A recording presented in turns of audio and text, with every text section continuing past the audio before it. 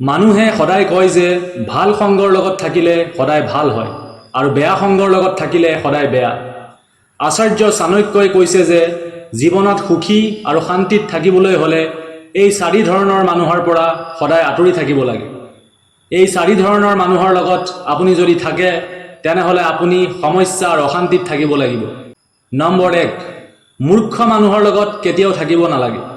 মূৰ্খ মানুহক আপুনি যি উপদেশ দিলেও বা যিমান কথা শিকালেও সি সদায় নিজৰ মতেই কাম কৰিব। মূৰ্খ মানুহে সদায় নিজৰ কথাকেই শুদ্ধ বুলি ভাবে আৰু আনক মূৰ্খ বুলি ভাবে।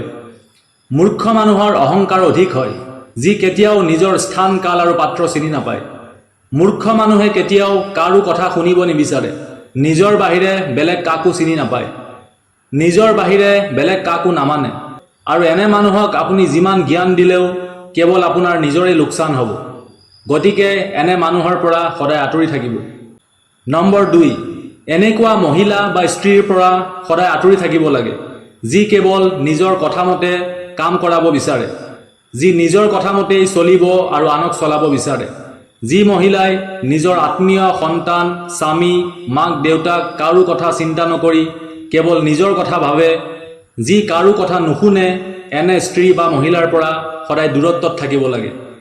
নম্বৰ 3, আচাৰ্য চাণক্যৰ মতে যি মানুহে সদায় টকাৰ কথাই চিন্তা কৰি থাকে, অৰ্থাৎ যি মানুহে কেৱল টকাৰ বাহিৰে বেলেগ আৰু আন একো চিনি নাপায়, তেনে মানুহৰ পৰা সদায় আঁতৰি থাকিব লাগে। কাৰণ টকাৰ বাবে এনে মানুহে যিকোনো মানুহকেই বিশ্বাসঘাতকতা কৰিব পাৰে। যি মানুহে টকাৰ হানি হোৱাৰ ভয় কৰি থাকে, দৰকাৰী কামতো টকা খৰচ কৰিব নিবিচাৰে, কেৱল টকাৰ বাবে পগলা হৈ থাকে, এনে মানুহৰ পৰা সদায় আঁতৰি থাকক। নম্বৰ 4, সদায় দুখী মানুহৰ পৰা আঁতৰি থাকিব লাগে।